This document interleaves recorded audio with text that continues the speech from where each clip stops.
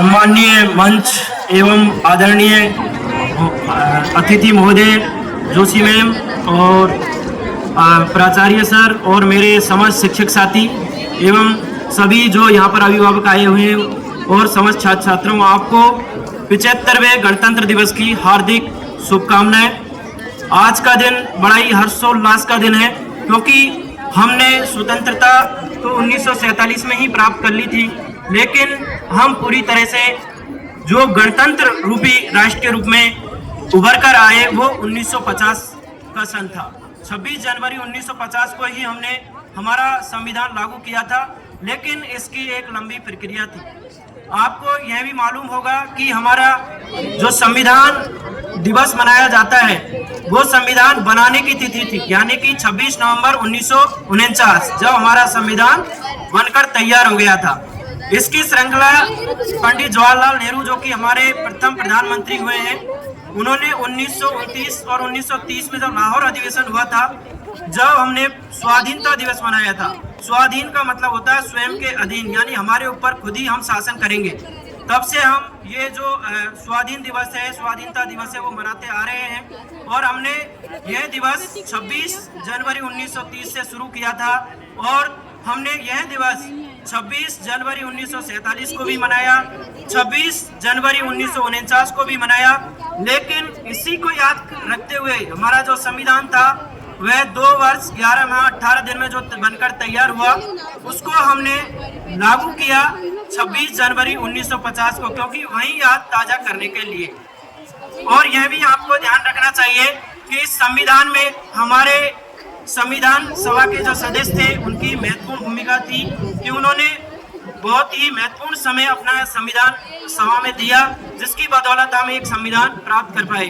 मैं कुछ संविधान के बारे में बताना चाहूँगा कि हमारे संविधान में, और बेसिकली सभी को ये जानकारी होनी चाहिए कि संविधान क्या होता है, उसमें कितने अनुच्छेद होते हैं, कितनी अनुसूचियां हैं, उसके ऊपर भी हम थोड़ा प्रकाश डालेंगे। आपको पता होना चाहिए हमारे संविधान में, जो भारतीय संविधान है, विश्व का सबसे बड़ा लिखित संविधान है, जबकि विश्व का अलिखित संविधान जो ब्रिटेन का है, जिन्होंने हमारे ऊपर 350 साल से ज्यादा शासन किया, उन्हीं से हमने सीखकर 1935 के अधिनियम को लेके हमने उसमें से बहुत सारी चीजें ग्रहण की। और इस संविधान में हमने अनेक देशों से अनेक चीजें ली। जैसे फंडामेंटल राइट्स की बात करें, मौलिक अधिकारों की बात करें, तो हमने यूएसए के कॉन्स्टिट्यूशन से ली थी। इसके बाद में डीपीएसपी की बात करें तो डीपीएसपी हमने आयरलैंड के संविधान से लिए। इस प्रकार हमने अनेक देशों की जो अच्छाइयाँ थी, अनेक देशों के संविधानों की जो अच्छाइयाँ थी वो ग्रहण की। और हमारे संविधान में 395 अनुच्छेद, जो कि सबसे ज्यादा अनुच्छेद हैं, किसी भी देश के संविधान में इतने अनुच्छेद नहीं है। अमेरिका के संविधान की बात करें तो उसमें भी सिर्फ 7 आर्टिकल्स हैं, लेकिन हमारे संविधान में 395 आर्टिकल्स हैं।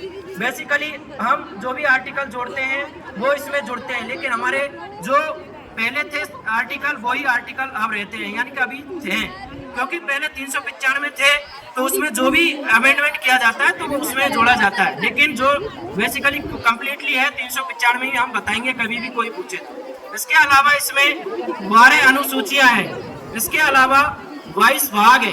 तो इस प्रकार हमारा संविधान कुल वजन, अगर संविधान की बात करें तो संविधान का कुल वजन 13 kg यानी 13 किलो है। और इसको लिखने में, यानी कि जो संविधान लिखा गया उसमें 2 वर्ष 11 माह 18 दिन तो लगे, लेकिन इसको जो लिखने में समय लगा, यानी इसको एक अलग लिखा गया, उसमें 6 माह का समय लगा और इसमें 64 लाख रुपए का खर्चा आया। इस चीज का भी आपको ध्यान रखना चाहिए। ठीक है, मैं ज्यादा बात नहीं करते हुए अपनी वाणी को विराम देते हुए कुछ पंक्तियां आपके सामने दोहराऊंगा।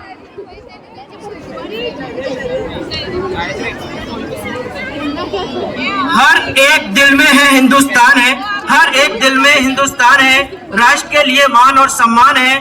भारत माँ के बेटे हैं हम, भारत माँ के बेटे हैं हम, इस मिट्टी पर हम सबको अभिमान है, इस मिट्टी पर हम सबको अभिमान है। Thank you.